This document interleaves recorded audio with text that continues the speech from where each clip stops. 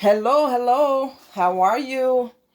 Thank you for chiming in to my homestead. My name is Lindoria Ellis, and today I will be sharing with you how to make homemade biscuits using evaporated milk, carnation milk. That's what I'm using. Um, the ingredients, I'll get right to the point. This is my very first video, so I thank you for chiming in. Allowing me to share my recipe with you. This one I have not seen anywhere. Some recipes I just try different things, and some I do use recipes that I've seen different places. But this is one that I decided to try myself, and I like it, so I want to share it with you guys. What would you do if you were in a position where you don't have any breakfast biscuits? I'm gonna show you how to make them at home. You can use self-rising flour. Majority of the time I don't. I like to make my own. If you want to know how to make it, the only thing you're going to do if you're going to make some self-rising flour is you're going to use baking powder and you're going to use salt.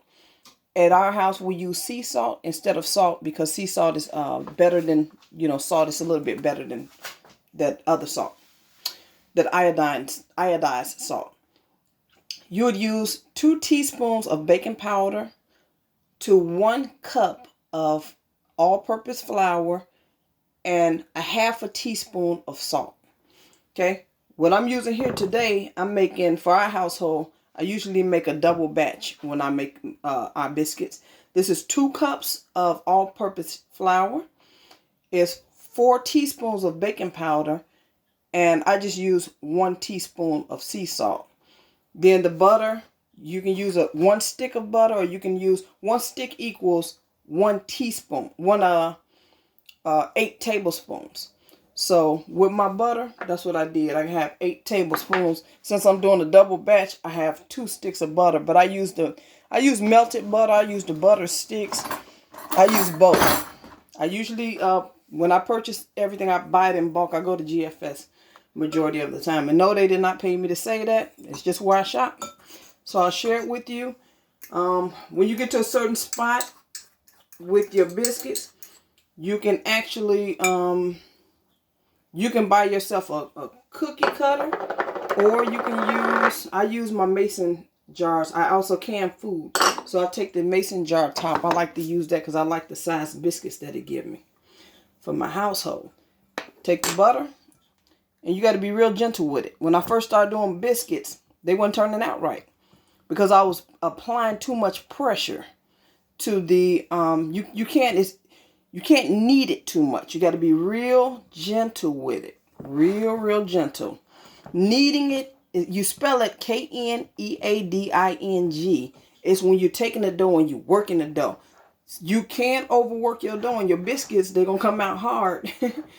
That's what I used to do. I used to overwork it, smashing it. I didn't realize it don't take all of that. You got to be real gentle with it, but you do make sure that all of the butter is incorporated. Okay? And all you're doing is just kind of squeezing it in. You're not squeezing it until it's a dust. You're just squeezing it in until it's like, that consistency. Okay? Let's see.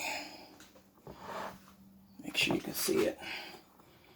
That's it. And once it's all incorporated, all the way through, you make it's what you call a well in the center of the flour.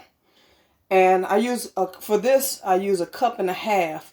You can use it. Sometimes it varies for whatever reason. You can use well, not for whatever reason. I know why. Sometimes I'll take the measuring cup and I'll scrape it. If you take it and tap it down and you scrape it, you'll have the exact amount. But sometimes I go over.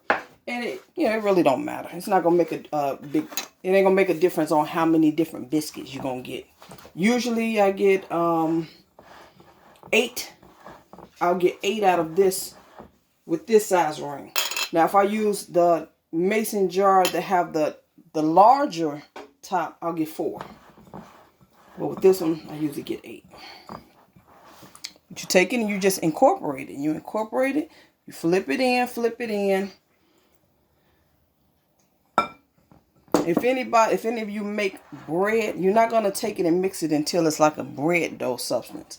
Gonna take it until it's all mixed in and incorporated.